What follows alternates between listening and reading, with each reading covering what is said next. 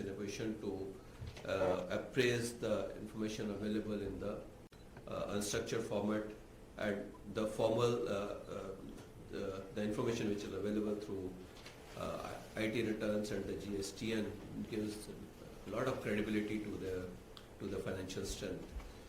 Also, all these years we have been generally supporting the balance sheet based funding, but we feel that that's not the right way to support MSMEs. And this the cash flow based lending is something which we feel is the tool available for MSMEs to be financed. And of course, another tool which is available is the tie-up with the industry majors, because there we are very sure in terms of how is the cash flow moving, how are the goods moving, and because industry major is in a position to have a much better control as compared to the banking system. And of course, another way we are trying to improve the funding is direct funding to the non-banking financial companies who are nimble-footed and who are on the ground and who are in a position to appraise these MSMEs in a much better way. And we in turn can perhaps by their portfolio we can lend to these NBFCs for on-lending purposes. So this is something which has been done.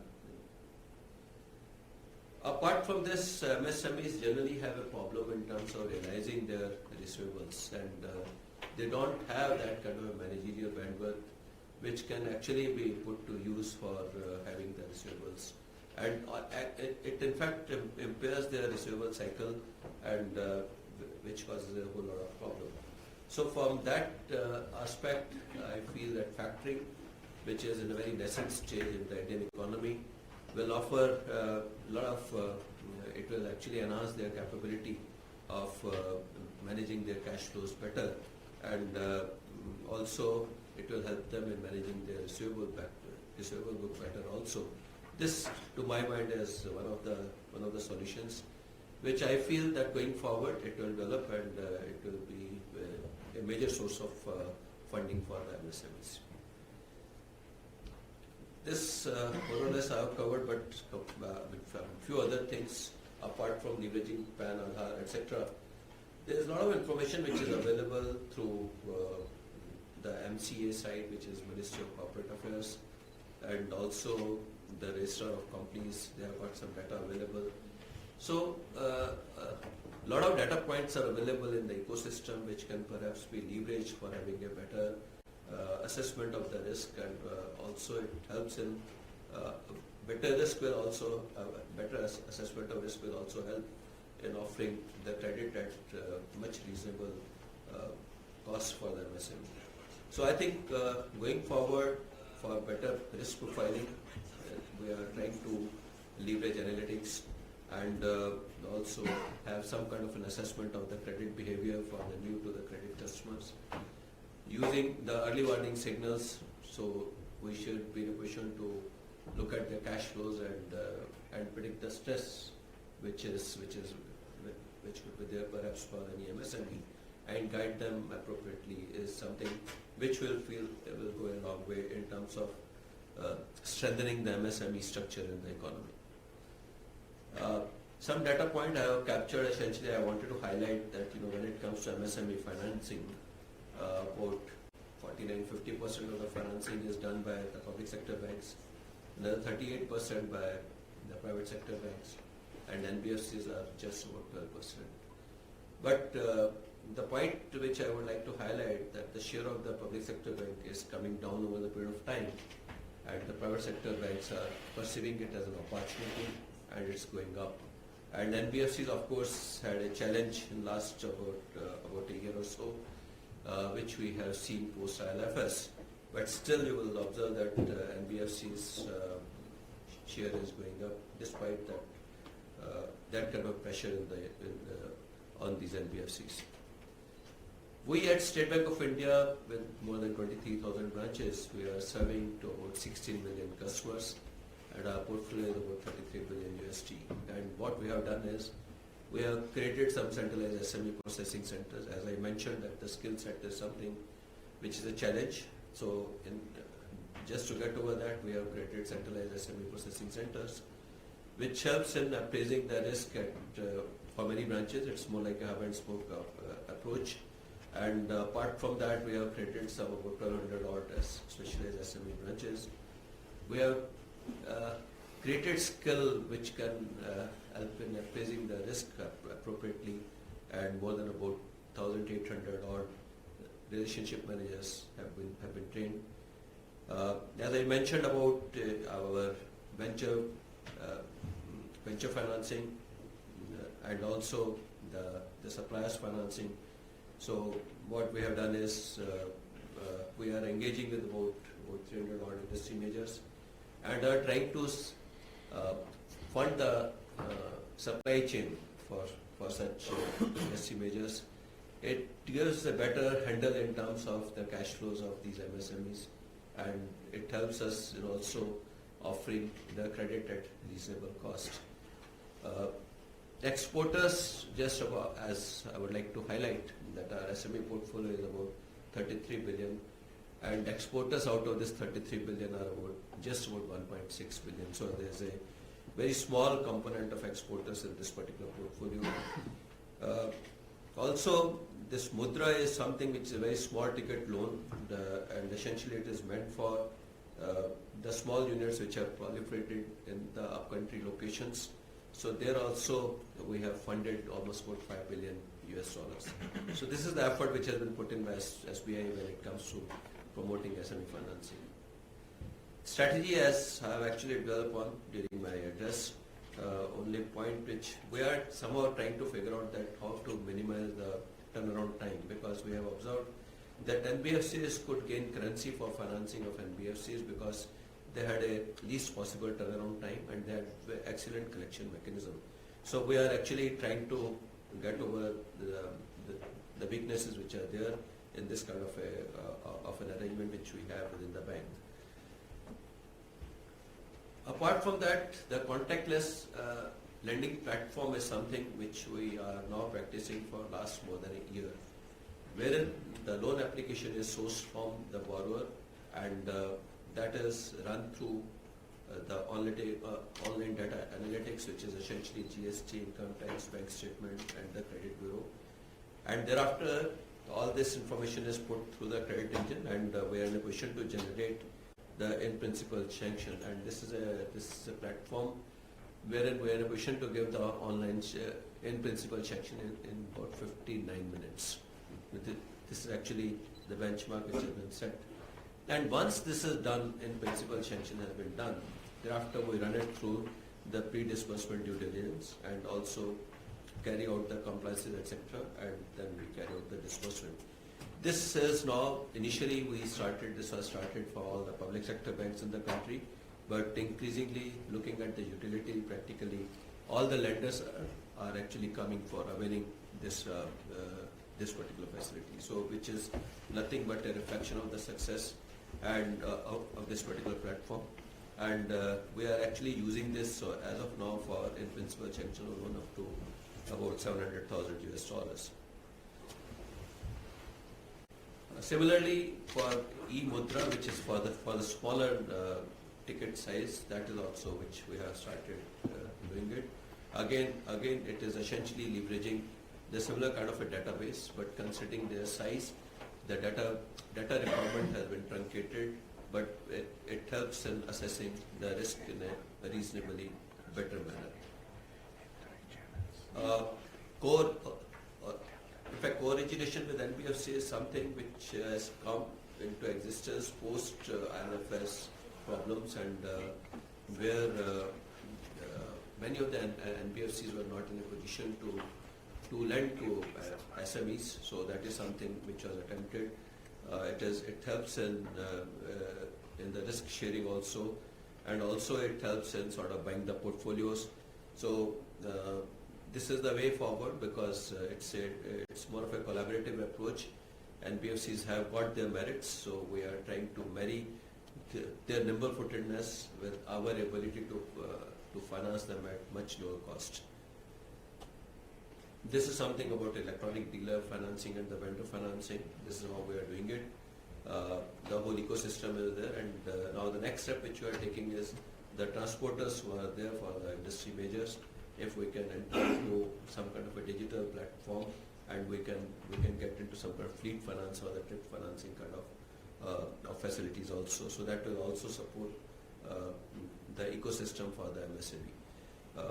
Already we have about, out of 33 billion, we have got exposure about 3.3 billion in this particular activity, which means 10% of our total exposure in MSME is actually funded through the electronic dealer and the vendor financing scheme. This is something which I have talked about, cash flow based SME lending. We are actually creating the capability where we should be in a position to appraise the bank statement analysis of these MSMEs, and also we are in a position to lay down the limits, because it's not something which is new for MSME. We used to have this practice but for very few industries. One, of course, when it was the sugar factories, we used to finance on the cash flow, and second, of course, the contractors were always financed through on the basis of the cash flow. But now we feel that for MSME, this is a much better model as compared to balance sheet lending, and we are trying to improve upon our ability to assess the cash flow gaps with the help of the information which is available in the ecosystem. We have various product suites. It takes care of right from the working capital, term loan, and the forex hedging, pre-shipment, post-shipment, and the cash management services. It's a complete suite which we can offer to MSMEs, and we are actually, if at all we offer a complete suite, it helps us in having a much better visibility in terms of the risk which is inherent in these MSMEs, because we have got a complete life cycle available to us. So, in fact, when we introduced our YONO, which was an app, we call it a You Only Need One. It's an app which offers a pure play banking, it offers the financial superstore, and it offers the e-commerce. So we get a chance to work with many of the merchants. More than 103 merchants are actually there on our app, and we are offering a pre-approved merchant loans, and we are having a much better visibility of the customer behavior because we are part of the ecosystem, and we are offering POS terminals. So it helps us in making an assessment in terms of what is the turnover level of a particular entity, and based upon that we are in a position to offer them the pre-approved merchant loans. Similarly, the TREDS platform is something which I would like to talk about, and I'll just in a minute I will talk about it, which holds a whole lot of promise. Fleet financing I have already touched upon, trip financing already I touched, and restructuring of loans to MSME is another area where, because for last about a year or so we have seen that some of the MSMEs have gone through a bit of a stress, and even the Reserve Bank of India is quite seized with this subject, and they have also allowed the restructuring of loans to MSME. But in this particular exercise, it's always important to know, have a very comprehensive root cause analysis for the problems which they are facing, and how can those problems be fixed. So that is something which is being attempted. Pool purchase also I've already covered. So I think TREDS is another area which I must talk about. This is a platform which came into existence about 3 years back. As of now, the turnover on this TREDS platform is, I would say that there is a scope for improvement, much more increase in the turnover. But I think there are certain reasons why it's not there. But I feel that going forward, this is the way the receivables of the MSMEs are going to be funded. Government of India is also trying to insist upon all the public sector entities that they should get themselves enrolled on the TREDS, so that any bill which is drawn on these entities should get funded through this particular platform. So that is, and we expect as of now it's about 300,000 crore kind of a business which is generated through the TREDS, but it is likely to scale up in no time to about 10,000 crore. This is what our expectation is. One of the major issue is that some of the industry majors, they have got their own bill discounting services which is available, and that is the reason why they don't come on the TREDS. But in case of TREDS, the visibility of the bill on the platform, also create enough competition among the lenders and they're in a position to finance these kind of bills at much more competitive rate. But apart from that, the other issue is that the large companies they run a risk, because when it comes to when they have a visibility of the invoices, so they are actually exposing their total supply chain, and that is one of the reasons why many of the large corporates are not really coming on the threats. I think these are some of the issues. I'm sure with the passage of time, there will be enough maturity in the economy and these issues will be behind us. So that's what I have to say when it comes to MSME lending. I'll be more than happy to take any questions on the subject. Just having a talk between you and Sure. Gulati, and then we'll move to Q&A. Okay, fine.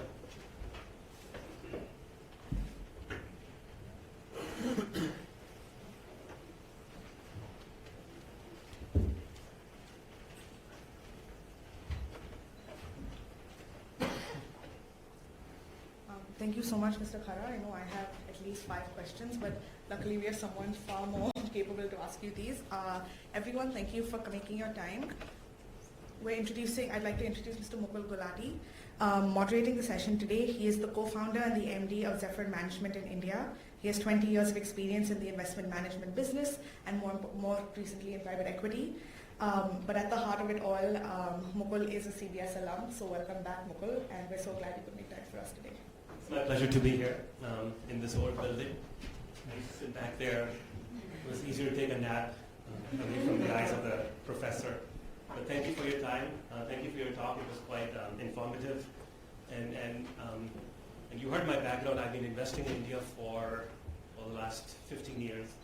A lot of that has been in the financial services sector. So I was excited about your presentation and some of the points you made. So let me, before we get into SME lending and the core business of lending in India, let me just ask you a couple of macroeconomic big picture questions. And all of us have read the Indian news, the press in India, that there's a slowdown in the Indian economy and there is a slowdown in growth of credit, which is a pretty critical issue for a growing economy that, as you mentioned, is capital deficient to begin with. Is the slowdown in the growth of credit a result of declining GDP growth, or is it the other way around? Interesting question. Well, of course, if you look at the reasons for the slowdown in the economy now, which is at 4.5%, the engine which has slowed down is the consumption. The demand-related issues, the supply-related issues. And when we look at the demand-related issues, and my assessment is that the demand essentially is from the rural sector, which is quite muted. That is one of the major reasons for the kind of slowdown which we are witnessing. In the rural sector also, if we further analyze the reasons for somehow I lost that feel. There are 2-3 things. Something One, of course, the general expectation of the lowering of the CPI is one of the major reasons, which led to a situation where perhaps the farmers were not getting their reasonable returns. And the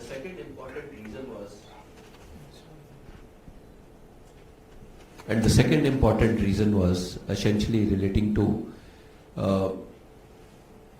rural economy in India is also supported by the money order economy. When I say money order economy, it's more like the remittances which are flowing from the urban sector to the rural sector. In every household in the rural sector, there is at least one male member or 2 male members who will move to the city, will do all kind of odd jobs, and will support the rural economy. In fact, 2 major sectors, the real estate and auto, they were the 2 major sectors which used to offer a whole lot of opportunities for these kind of people. So actually, I would say that money order economy almost collapsed. That is the other reason why this kind of muted demand was seen from the rural sector. Now, having said that, how I look at it going forward, Well, as far as the real estate sector is concerned, perhaps the kind of focus which has been given for recreating or repairing the real estate sector by the government by introducing the Swami Fund is a major step in that direction. Apart from that, the focus on the infrastructure creation, which has been particularly brought in the budget, I think it will go a long way in terms of creating that kind of employment. The other very important piece is that the PM Kisan Yojana, wherein they are trying to put about 6,000 rupees in the hand of the farmer, poor farmer, that will also bring in enough liquidity into the rural sector. Why liquidity in the rural sector is more important than anywhere else? Because the marginal propensity to consume is significantly higher in the rural sector than elsewhere. The other very important thing which has happened in the recent budget is that the way they have come out with the direct tax laws and the way they have allowed more cash to be in the hands of people by offering much lower taxation. If at all they are not availing any deductions on account of certain allocated investments. So that is the other way. I think these are some of the measures which have been taken, which will go a long way in terms of supporting the build-up of the economy once again. Apart from that, you will probably ask me the next question, that will it not lead to inflation? The capacity utilization in the economy is just about 69%. So which means that there is no issue when it comes to supply side. Supply side can scale up in no time. And actually, till about a quarter back, it was about 73-74%. So it has essentially come down because of the demand. Once, if at all we are in a position to address the demand-related issues, we expect that we'll be in a position to see much better growth. Okay. So your belief is that the recent slowdown is entirely... Yeah, and also another data point I must share. I looked into the data for last about 30 years, and I have observed that in every cycle of 10 years, there have been a slowdown or maybe a single-digit growth for at least 2 to 3 years' time. So from that point of view, this 4.5% growth which we have seen in this current cycle of 10 years, I would say is more in line with the trend which you have seen in the past too. Okay. One more big picture question. You talked about manufacturing and the low percentage of manufacturing in small and medium-sized enterprises. If you take a big picture question and if you look at the history of economic growth, whether it was Japan in the 50s and 60s and Southeast Asia in the 70s and afterwards and China more recently, most of these countries have become middle income from low income on the back of manufacturing. In the case of Korea and Japan, middle income to high income. Can India become an economic success without manufacturing? Well, if we look at the way things have evolved in the last about 15 to 20 years, maybe more than that, you would observe that there is a sharper focus on education and that to the technical education in the economy. And that is something which has helped us in building up our capability in IT and IT-enabled services sector. I think riding on the similar kind of a skill set and also the recent allocation for the quantum technologies in the budget and a whole lot of opportunity which is available into analytics and into into data sciences. I feel that our next lever of growth is going to be into this sector.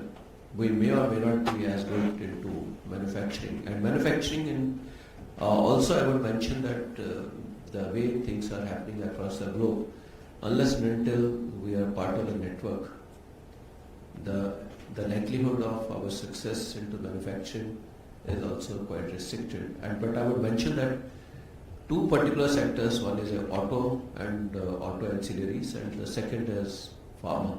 These are the two manufacturing sectors which could integrate with the global supply chains. And these, I think perhaps they will continue to be the sectors, future sectors of growth when it comes to manufacturing. But apart from manufacturing, a very important engine is going to be the IT-enabled services, or maybe leveraging the digital capabilities of or maybe the talent which is available in the economy, which is sharper in the number skills, will be in a position to ride on that and will be in a position to build up the capabilities which will be USP for the economy.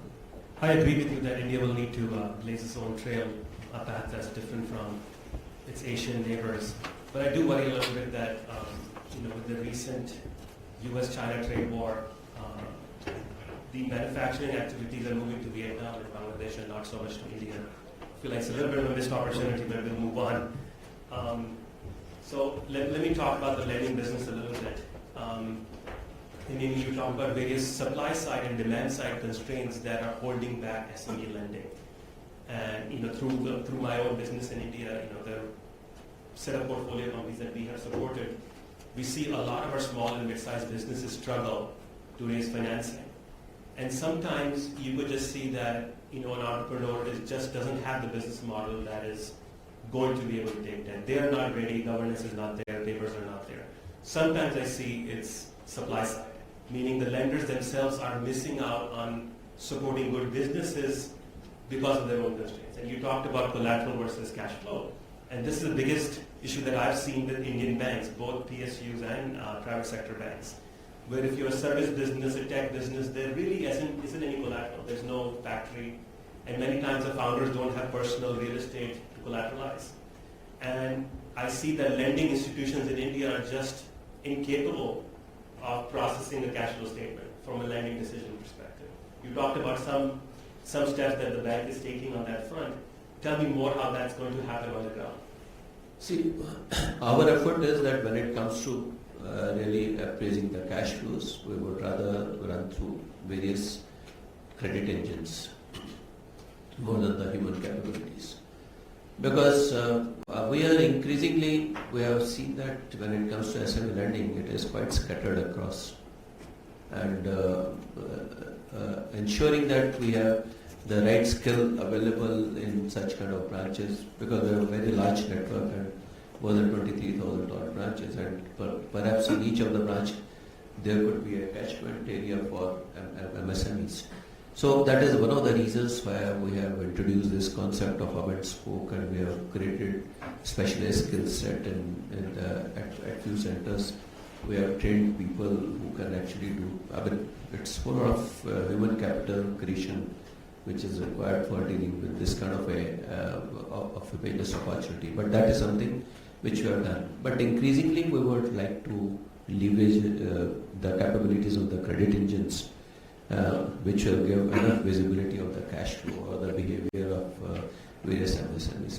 I must mention, maybe it may not be in the bank, but we have got a credit card company where we are leveraging analytics in a very, very big way. Structured and unstructured data is being analyzed, and based upon that, we are in a position to appraise the creditworthiness of the applicant, and we are in a position to offer them credit lines in no time. That is a model which we actually are trying to replicate within the bank, but maybe perhaps it might take some time. But the kind of credit bureaus which have come in the country gives enough insight, and now with the help of GST, ITI and the credit bureau, I would say that enough information is available about a particular person in terms of whether he is lendable or not lendable. So I think this is going to improve the climate significantly. That's good to know. So we'll watch it. Let's talk about the non-bank financial services sector. And for everyone's perspective, many of you know what we're referring to. In China, these agencies are known as shadow banks. In India, we call them non-bank finance companies. They have a special kind of regulation by the Reserve Bank of India. They're active in MSME finance, housing finance, a range of other sectors. Where banks also lend, but sometimes banks are not comfortable lending for a range of reasons to certain customers without documentation or without easy appraisal of credit, which is where NBFCs in India and elsewhere have played an important role in supporting economic growth and providing capital where capital was not otherwise available. And so full disclosure, my fund has a lot of exposure to the NBFC sector in India, mostly positive experiences with some challenges. And you showed a chart there that showed the increasing contribution of non-bank finance companies in SMEs, and that's true across sectors, that NBFCs continue to gain market share across various sectors of the Indian economy, whether it be housing finance, agri-finance, or SME finance. However, since the summer of 2019, post-IFS crisis, their shares declined. And so I wanted to ask you sort of two questions. One, do you see that macro changing, that our banks like yourselves now are going to restart lending to NBFCs or increase the momentum there? And second, for many segments which are just not serviceable for the banks like you, how do you plan to work with non-bank finance companies? Very interesting question, but I must mention that we never stopped lending to NBFCs. That is one. But yes, of course, we did look into these NBFCs, and we had looked at it from the point of view of the ALM mismatch. The NBFCs which actually resorted to short-term funding for lending long is something which was a matter of concern. We had split these NBFCs into three, where there was enough support which was available from the parent group. Second group of NBFCs which had a support from the Government of India, and third NBFCs which are actually weak. So various kind of solutions were offered to all the three set of NBFCs. As far as NBFCs in category 1 and 2 were concerned, they had the benefit of availing the finance from the bank directly. The third category of NBFCs, where we were in a position to buy out their portfolio and provide them the liquidity so that they can continue their own lending ways, what they were doing in the past. But yes, of course, we have also seen that there were some accidents which we have seen in this NBFC space, and wherever the corporate governance was at its lowest level, those NBFCs, of course, could not really be qualified for any kind of a support going forward. So they actually, I would say that such kind of NBFCs were in any case were required to be weeded out. More than 9,000 odd NBFCs in the economy, and when it comes to, it's actually a space which was about 80 odd NBFCs were deposit taking and systemically important. So out of 9,000 universe of more than 9,000 NBFCs, just about 80 NBFCs which are perhaps on the right track, or maybe if I can say so, they were very significant for the economy. So I think this is something we are quite cognizant, and apart from that, the Government of India also came out with the partial guarantee schemes to support these NBFCs, and we are very much cognizant of the fact that they are the last mile vehicle for financing, and would like to support them by all means. But yes, of course, they are also required to do their bit in terms of having a better credit, better governance, and also better fund management capability. No, that's encouraging to hear. And you mentioned something about securitization, which really involves for the bank to purchase portfolios that are developed by the NBFCs, and that's something that frankly hasn't taken off in India to the extent that I was expecting. Yeah. We also have some businesses in the US where securitization is a pretty seamless process once you hit certain size and credit parameters. And that I see, and some of our NBFCs are saddled with these really decent quality portfolios, but our capital is stuck. What we like to do is move the portfolio over to a bank and free the capital for more lending and more business expansion. No, I fully agree with you, because when it comes to the banks may not be as nimble-footed as NBFCs are, and I think unless and until we have a collaborative approach in this direction, perhaps you will have a challenge to face. So I think we are quite cognizant, and we are making all possible efforts to see that the NBFCs who are having the right kind of portfolio available to them will be more than happy to pick up those portfolios. Okay, then I'll follow up with you. Yeah, sure, most welcome. Most welcome, sure. It's good use of my time. Yeah. So that's encouraging. For the audience's benefit, I just want to take a minute to talk about what these NBFCs are, and I'll give you two examples from my portfolio. We have had a company called Vartana Finance, another one recently we invested in a company called Shiksha Finance. And these companies make loans to low-income private schools, affordable private schools. So these are schools that kids of blue-collar workers go to. Sometimes state-run schools in India do not provide a good education, and these small enterprises really, with 6 or 7 classrooms at a burst. And Mr. Khara was talking about the challenges that a banking institution faces in making lending decisions, and it's totally understandable why the bank would not lend to a business like that. Because you go to the classroom, you ask for the financials, they don't exist because the business is in cash. But what our NBFCs do in that case is make credit decisions based on a pro forma financial statement that's created based on an understanding of the school's actual business. Number of students, number of teachers, what's the real capex, what's the real working capital, and you find out that it actually is a positive cash flow enterprise, except the company's financial statements don't exist or don't demonstrate that positive cash flow. And these are the kind of enterprises where an NBFC can play a really critical role intermediating between a bank and the end user. And there are literally hundreds of thousands of such schools in India that are struggling for access to finance. And keep in mind, not all of them are worthy of credit because you will default in lending to many of these institutions. But many are worthy, and they are doing, they're making money for themselves, and they are providing a good, positive social impact, providing capital and education to places which, where education otherwise does not exist. So that's an example of the kind of work some really good NBFCs do, and hopefully we'll get more support from the Indian banking sector. Maybe I'll just sort of ask you one final question, and you briefly alluded to this, which is equity. Of course, many of the SMEs in India who are capable of scaling up and providing a useful service to the society, they don't even get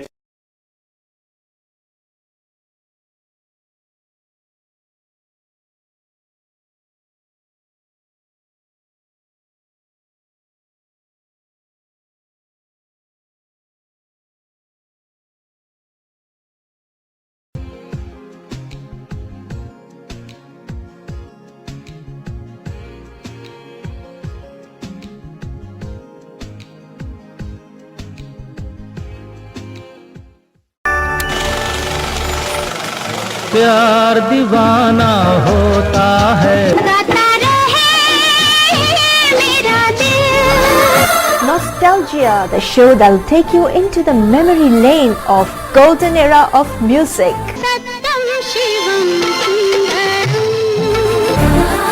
रात कली एक ख्वाब में आई और गले का हार हुई, ये शाम मस्तानी मदहोश किए जा, प्यार दीवाना होता है, मस्ताना होता है।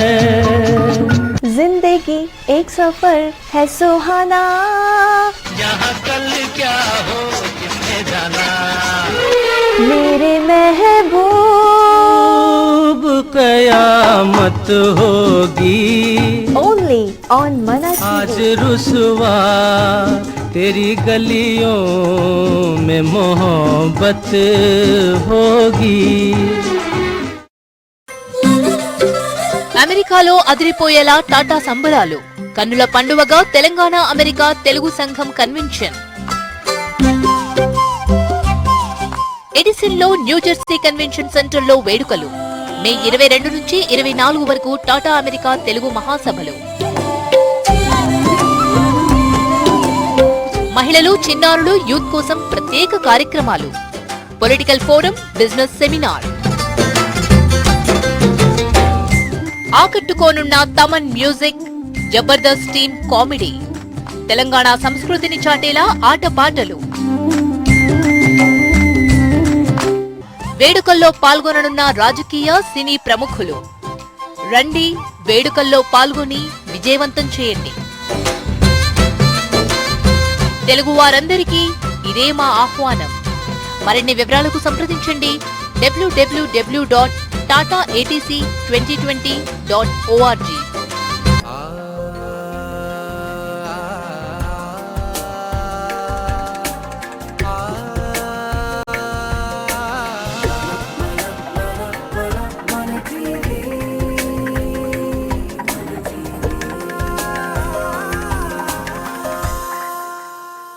We are hopeful that probably this kind of a choking of receivable sector will get eased out, and it will perhaps pull out many of the MSMEs from where they are today.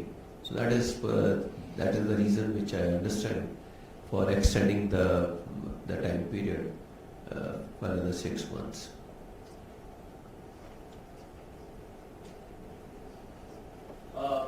I'm Shrey, a graduate student at Columbia Engineering, and I also studied with Harsh. Oh, I see. Oh, good. So out of 4 years, I was with Harsh practically. So my question, and he's spoken a lot about you as well, so that's why, and we've had good conversations on that. My question is basically on the Indian equity market.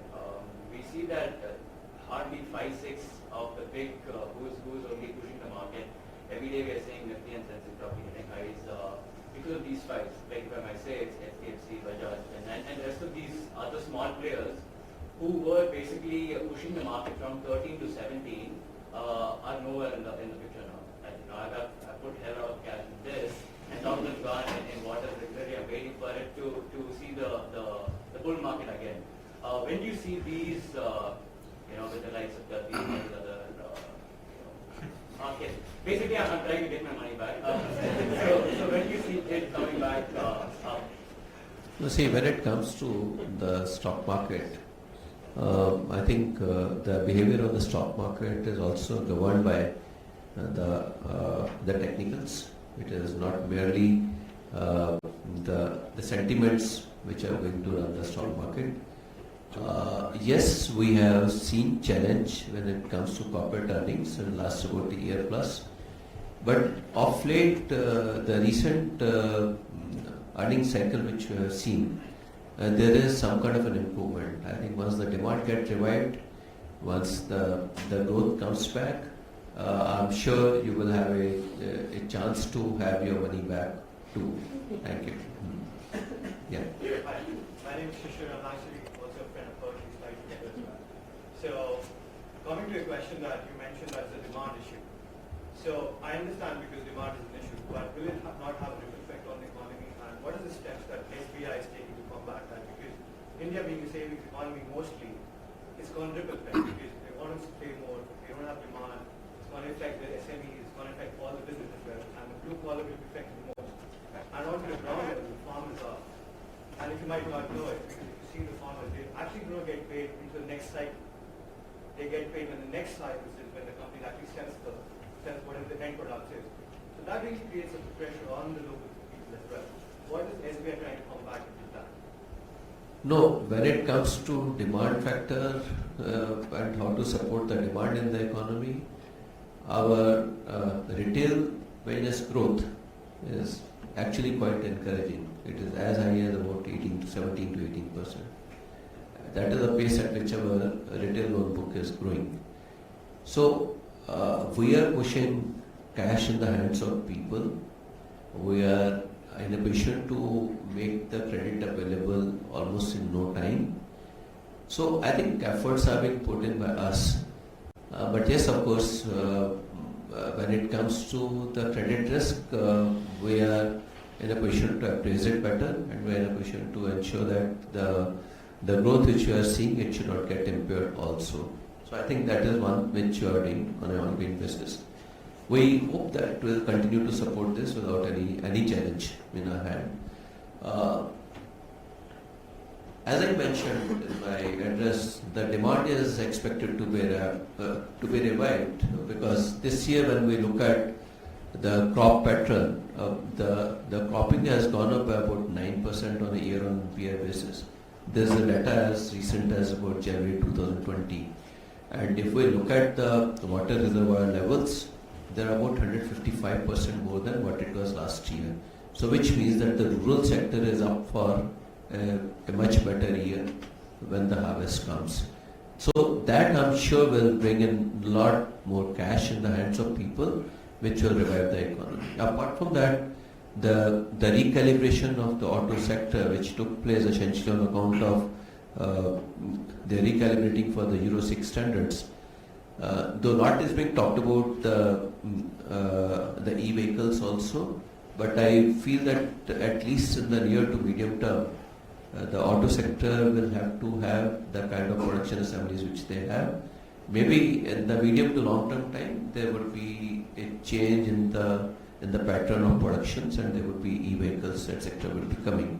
So, but that will also require creation of the whole lot of ecosystem. It is not going to happen. So that also will require investment. So I think that way, always, it's an economy which is actually changing at much faster pace. The kind of in your own life cycle also you would have seen that the way the pace of change which you have seen about 10 years back, maybe now that change will be happening in 5 years and going forward perhaps in 3 years and 2 years too. So I think that's a reality with which all of us will have to recalibrate and adjust. Thanks. Please. Thank you so much for your time. I just have a question that draws from multiple aspects of your life. So first of all, congratulations. I know about the renewal of your term, so Thank you. congratulations on that. I think looking back in the last few years for SBI has obviously been a roller coaster. And the question that I have is largely about your leadership. So, for example, most recently we saw gross loan ratio, the gross bad loan ratio come down from 7.9 to 6.2. We've seen the effective handling of the SR Steel situation at about 100% provision, which is largely under your purview. So I think when we take a step back and you think about some of these strategic decisions you've taken under the time of your leadership, can you talk to sort of what was the inspiration, how did you execute it, and kind of what has stayed top of mind for you to be able to navigate these situations? See, when it comes to any financial sector entity, it is not material that how you perform from quarter to quarter. We normally call it a QSQT, quarter se, Qyamat se Qyamat tak. So that we have converted into quarter se quarter tak. So because after all, whatever be the real sector, that will get reflected into the financial sector. Having said that, the readjustment in the real sector takes its time. We need to have the patience. We also need to ensure that we stay focused on the fundamentals. For an entity like us, which has got a history of more than 210 years, we have seen many various cycles. But what has really helped us to stay afloat is some of the core values. And those core values are that we must not compromise on strengthening the balance sheet. Profit may or may not be there. Profit is an outcome of certain events. It is not an input. As far as input is concerned, it is all the balance sheet and the strength of the balance sheet. And we have stayed focused on that balance sheet, and that is one of the reasons, as and when we see the stress, we rather believe in providing for it upfront as against waiting for the RBI regulations to get kicked in. So even if RBI comes and says that you have underprovided for it, if we are convinced and if at all there is any room for accepting their argument, we are not really even looking at it twice, and we provide it right away. So I think this is something you might ask me about the return on equity, because after all we have to take care of the interests of the equity holders. We believe that equity holders' interests will stay protected if at all we are ready for such kind of accidents, and those accidents, if at all it happens, will be in a much better position. But today one must acknowledge the fact that our provision coverage ratio is as high as about 83%. And in the corporate book also, our provision coverage ratio without OCA, which we call it asset under collection, if we know that, it is at about 73%. And if we look at the history of resolutions which are happening through IBC, there the realization has come to about 43% on an average, which means the LGD becomes about 57%. So as against 57%, when we have got a coverage ratio in the corporate sector as high as about 73%, we have enough cushion which we have created, because when the economy is not doing well, we have to be prepared for it, such eventualities. I think to that extent we have built up a balance sheet which has got the capability of facing any shock in the economy. Yeah, please. Thank you very much. My name is Yogi Sari. We are based here in Princeton, New Jersey, in the area of biofuels. Right. We want to set up a unit in India, and you bring the equity to the project in India. But what kind of debt equity ratios banks look at ROIs on the project? And Mr. Gulati can also throw in his ideas. But from your perspective, No, actually, much of it depends upon the kind of cash flows and the quality of cash flows. So it will actually differ from project to project. We have to look at it into greater details before really, because if the quality is different, quality is stronger, then perhaps a lower equity is also acceptable and a higher debt is possible. But nevertheless, as I mentioned, that much of it will depend upon the certainty of the cash flows, and also we run any such project through the sensitivity analysis. So what is the margin of safety which is available? So there are multiple factors which we need to look at it. no, I understand that part. But suppose we have an off-take agreement from oil companies like Indian Oil, Yeah. as an example. Does that satisfy your? No, that of course it will be much better cash flow. Yeah. In that situation, what kind of debt equity? How much equity we have to bring in for a $100 billion project? I don't want to quote you, but as a rough No, guideline. normally, see, depending upon infrastructure project, there is a different requirement.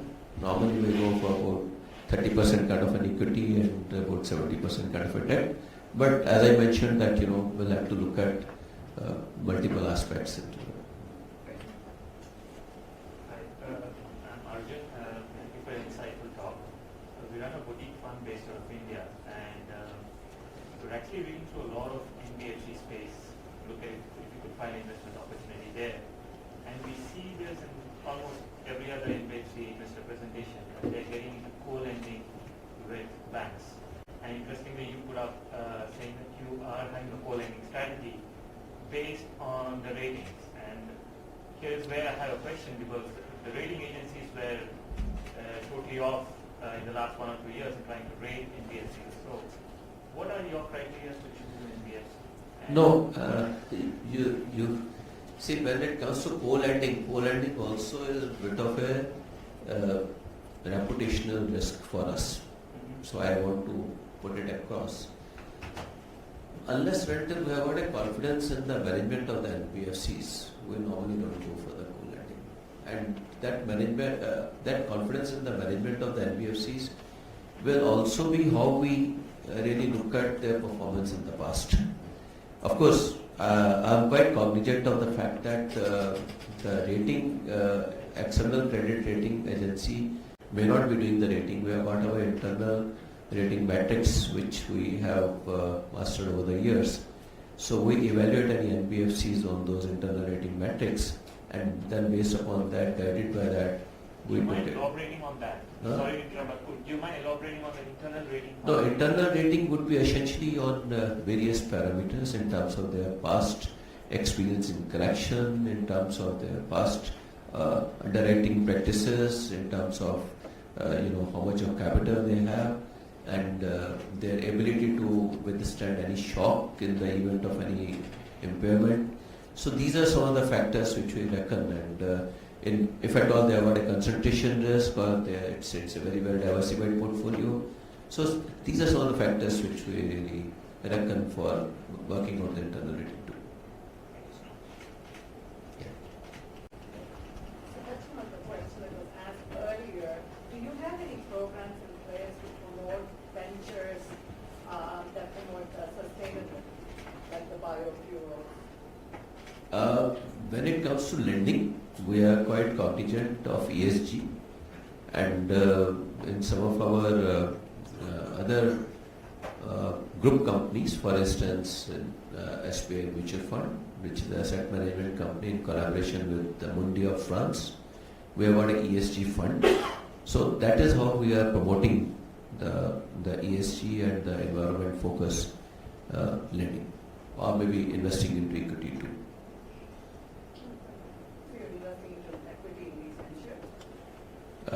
In the ventures, as of now, it's not a very focused program, but yes, of course, we are quite open for any such kind of a, because it will be with the passage of time only when we'll have many such opportunities coming up. As of now, they are very limited, so that's the reason why we are supporting this through our asset management company, wherein we are in a position to support the equity of such entities who are into having a ECG focus. Yeah, any one of you whosoever wants to, please. I just had a follow-up question on the credit rating agencies and lenders in India. I feel like you mentioned, there is an internal metric that you use, and where do you see credit rating agencies in the future, and is there anything being done to remove the bias that they have towards companies that you may choose to lend over them thinking they are lendable? Yeah, my interaction with the credit rating agencies have, at least this is what my impression is, that they always claim that they don't have enough visibility of information about the particular entity, and that is why they are not in a position to rate them the way they should. But having said that, now there is enough information available in the ecosystem through the structured and unstructured data. So I'm sure, going forward, since each of them is also competing, and there is a regulatory oversight which has become quite strict on these credit rating agencies, I'm sure, they will also really try to respond back to the situation, and perhaps they will be more accurate in their assessments. Yeah. Hi, I'm Sam. I'm a student at the business school. Prior to coming to CBS, I was working as a solar energy developer that was very focused in India. So one of the difficulties we found in project finance was finding non-recourse loans within the Indian market. Do you see, in your experience in the market at SBI, if there's any kind of shift towards being able to provide non-recourse loans for project finance? We are, as far as the project finance loans are concerned, we are into it in a very big way, and there is a definite focus for the energy focused projects, more so in the solar sector, more so in maybe wind sector also.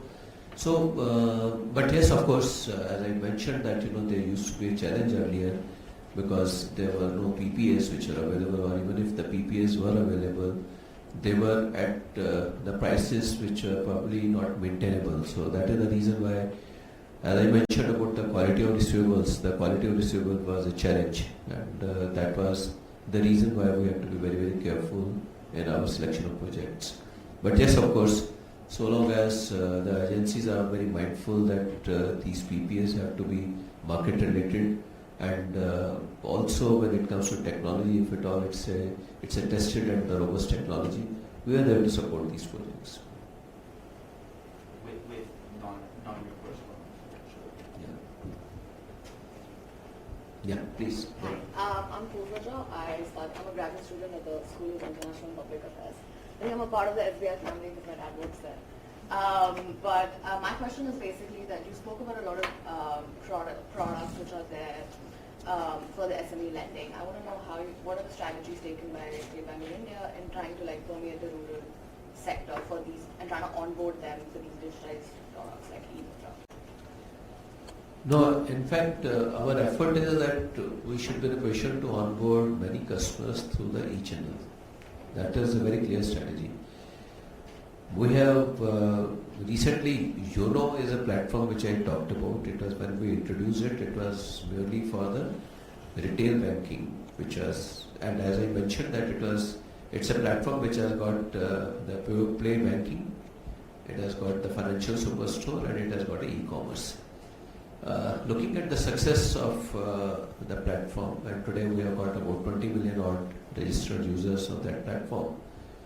We have recently introduced this particular platform for the agriculture sector also, and we are in a position to provide information relating to the weather. We are in a position to provide information relating to the market prices for various crops on this platform itself, and we are in a position to offer them the loans through this platform.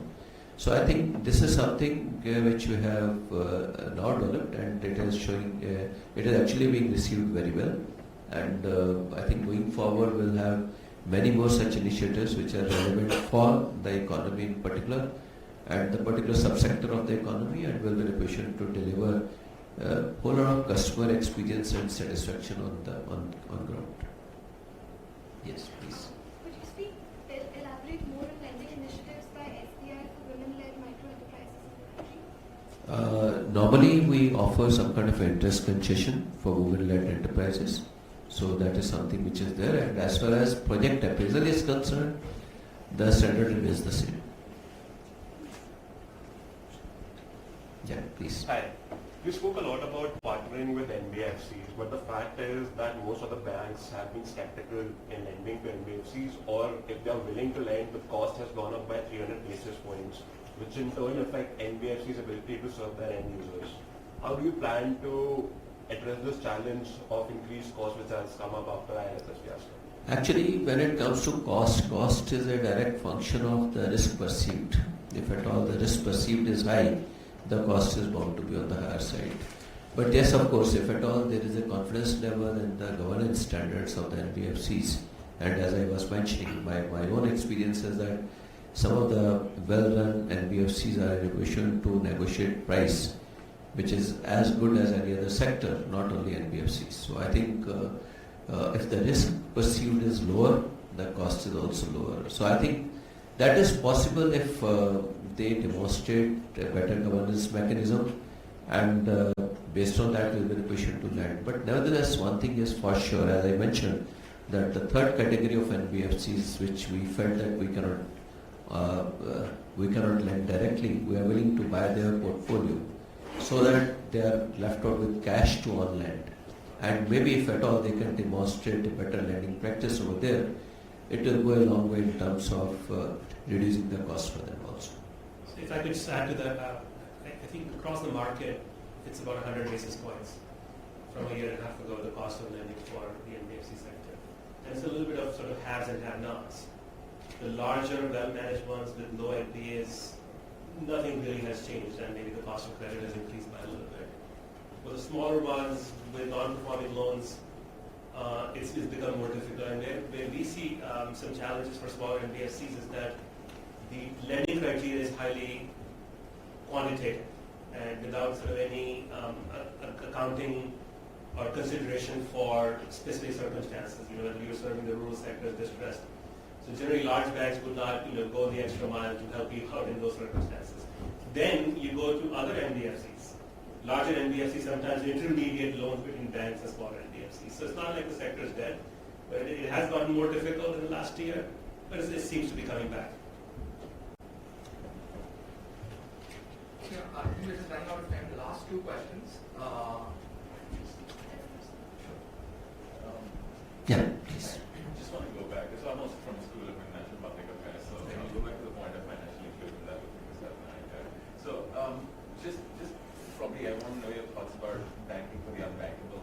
Where is the space moving? I see a lot of noise around psychometric-based credit appraisals now and all that sort of thing. Where do you see that widely heading towards? Well, very interesting question, and we opened about 330 million accounts for in the system as a whole for all those who were not bankable in the past. Out of that, about 100 million accounts got opened with us. I must put in perspective that these accounts are all zero balance accounts when we opened, and today the average balance in these accounts have gone up to as high as about $30 each of these accounts, which may sound to a very small number, but all those people who have got some kind of an assessment of the rural sector, 2,000 rupees of kind of a savings which people have put into these accounts is a reflection of a change in behavior. These people, and to that extent, there is so much more formalization of the economy which is happening now. Having said that, whole lot of SHG based financing which is happening. We are in a position to lend to SHG, so on lending to those who are members of the SHGs. That is one sector. We are in a position to give them overdraft to all these people who have really started routing their savings through these accounts. So when it comes to lending to these people or maybe offering them overdraft, they are not exposed to any kind of psychometric. Depending upon how their behavior has been in the past, how the savings have got built up, they are in a position to raise the borrowing. So if at all the 2,000 rupees of savings makes them eligible for about 6,000 rupees of credit. So to that extent it is 3 times the leverage which is available to them, and that is also a push to the rural economy as much. So that is something which we are doing, and now since we are in a position to leverage analytics, we are in a position to have better profiling of such customers, and we are in a position to lend them. What is the performance on these SHG loans? SHG loans incidentally has been doing very well. It's actually there is a whole lot of comfort in lending to SHGs, because what is happening is that there is a whole lot of societal pressure for these loans to remain performing. And even if some of these loans are turning bad, the other members of the SHGs are in a position to ensure that those loans are paid off in time. So that way, that peer pressure is a great thing which we have seen in the rural sector.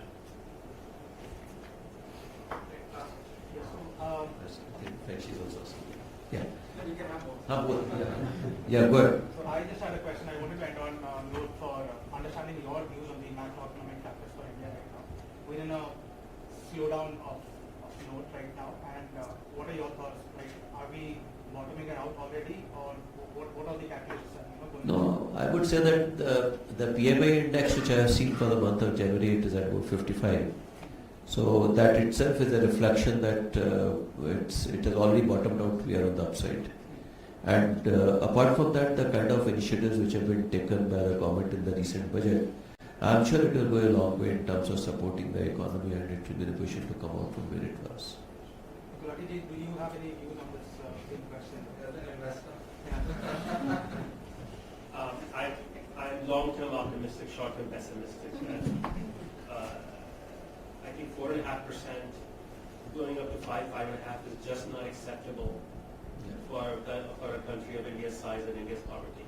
There are 300 million people in India who still are below the poverty line. We have to do a better job creating jobs for that segment, and it's not happening fast enough in my opinion. Now, if you take a 10-15 review, there's not many places in the world that have the advantages that India has, demographics and others. But this demographic dividend will turn into a nightmare if we don't act quickly. Absolutely. I'd like to see more policy action from the powers that be to support economic growth. Yeah, please. I'm keen to know your thoughts on SBI cards, and especially how it is going to compete with the big tech players that are entering into the payment space, and how do you plan to find balance between innovation and conservative risk taking? First of all, SBI card. The general perception is that it's a card company only, and it is not into the fintech space. I would put it that it's an entity which is more fintech than any other fintech. It's a card company, but nevertheless, it's a vehicle for providing leverage on a personal account. Card is only a vehicle. Card can get substituted through something which is sitting on a mobile also. Card it has only built up the capability in terms of appraising the risk better, in terms of providing credit in low time, in terms of it is also a transaction. It's a way of transacting too. So I think to that extent, this particular company has mastered the skill of assessing the risk in a much better way, and it is quite nimble-footed, and it has got an ability to compete with any other fintech. I would say much better ability to compete with any other fintech in the payment space. That's one. Your second question was relating to?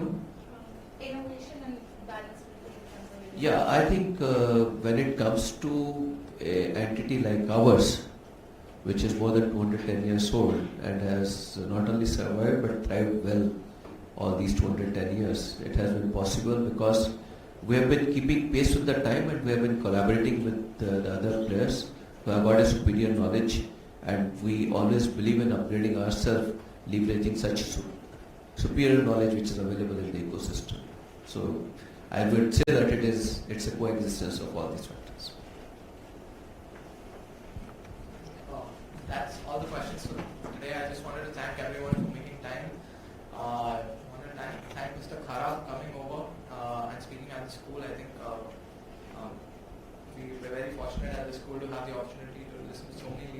always very happy when people come over from India, right, to come and speak to us in New York. In my previous job, I used to work at, I used to work at a fund called Temasek, and we were one of the largest shareholders of SBI. And it was so difficult to get a meeting with you. So I was just telling everyone that he's coming to speak to us. Like, look at how the... Not that it was intention. I know.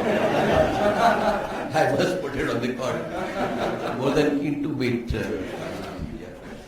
So I just wanted to thank you once again, sir, for coming, and thank you, Mukul, for coming. I think that speaks a lot about our alumni network. They're always there. They do step up when we want them, and they do come and participate in events. And we hope to be enter alumni network in a short few months. We also have one of my favorite professors and one of our best professors at school here, Professor Medini Singh. Can you just come over, sir, and we'd just like to give something to our guests.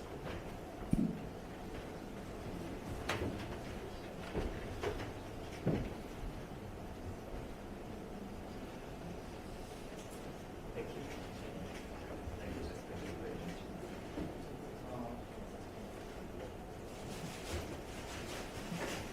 Thank you.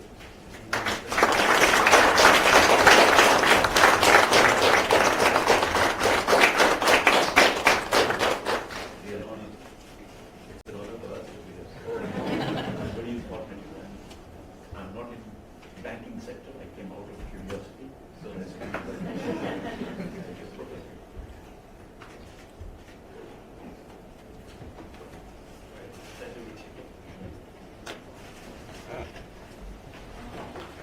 So thanks everyone. We're having our lunch on the ground floor at US Delhi. We'll invite everyone to come and join, and we have hot Indian food that we hope everyone will enjoy. Thank you. Thank you very much.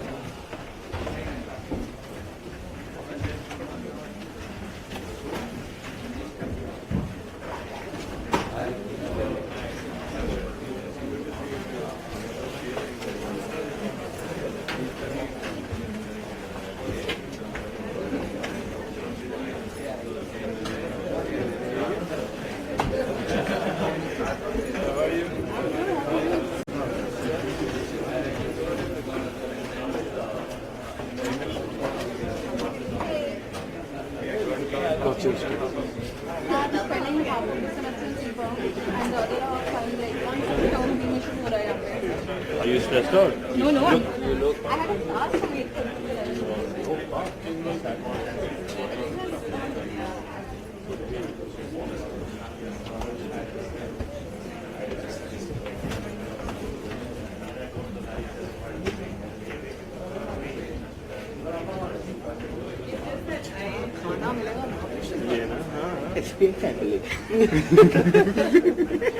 That I am, guys. I'm proud.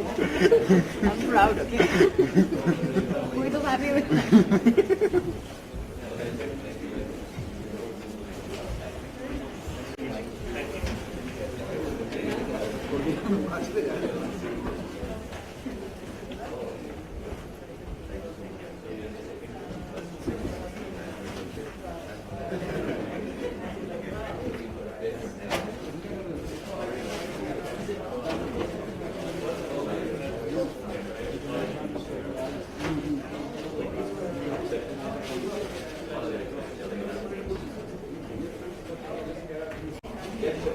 Dinesh, cut live.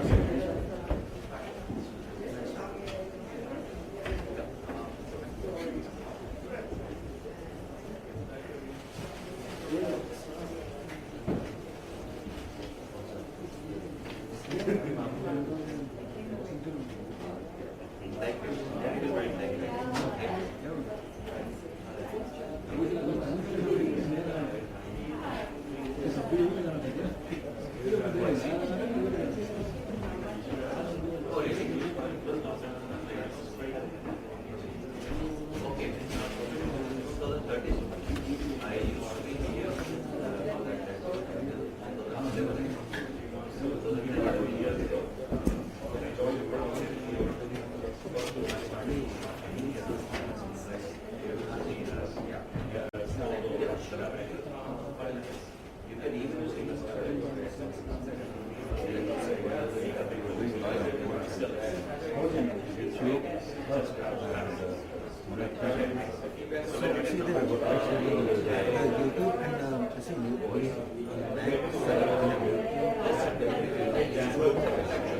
Yeah,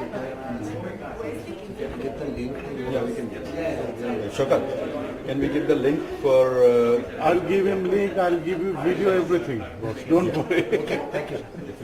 And this video will be stayed in our site for 2 weeks. 2 weeks? Yes. You're from Manachal? Yes, I'm from Manachal. Hello, sir. Nice meeting you. So that one thing we have to discuss is another bottleneck. Because you've taken a lot of ideas for this. I'll do my best and I'll I'm sure you will soft copy first. Yeah, soft copy. First and then I'm using the Meanwhile, the work will be on. Your speed is much better actually. We've been dealing with first rule and whatever the work, but speed is, that's a lot of time. I mean, no comments. I always claim that the quality is.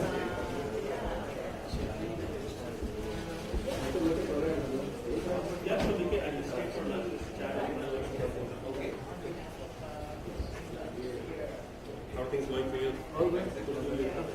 Thank you.